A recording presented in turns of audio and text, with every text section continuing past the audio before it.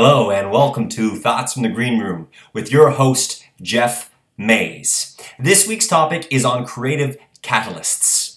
I recently read an article entitled Creative Catalysts. Go figure, right? Anyway, I'm going to read to you the first paragraph of the article. Creative Catalyst brings together Canadian artists, researchers, industry and community members in discussion on how arts and culture catalyzes social innovation. That's what it says. Now, I've been thinking about that quite a bit. How arts and culture catalyzes social innovation.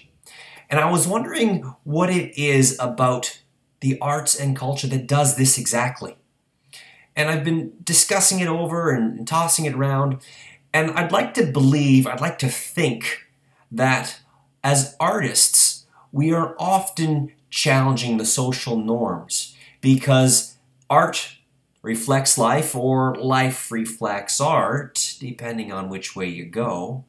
But if art is reflecting life, then what we put up on stage, on screen, in our paintings, in our books, comments on and then allows people to examine our social situations, because we're reflecting them up on those medias. So if people are reflecting on our social situations, then that would mean we would eventually, hopefully, if we don't like what we see, innovate from those or grow further. And therefore, artists become the catalysts for social innovation. Now, I'm not disputing that every facet of mankind will evolve us. The maths and sciences, experimentation, all of these different faculties definitely throw into the melting pot.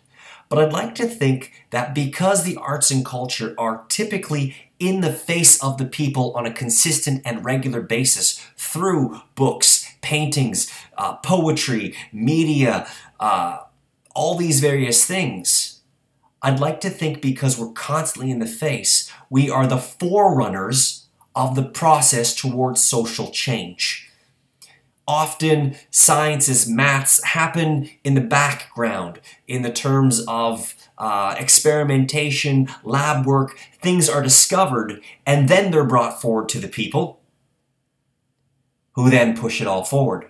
Whereas artists go, hey, look at this, everybody, en masse, 17 million people come and watch a movie.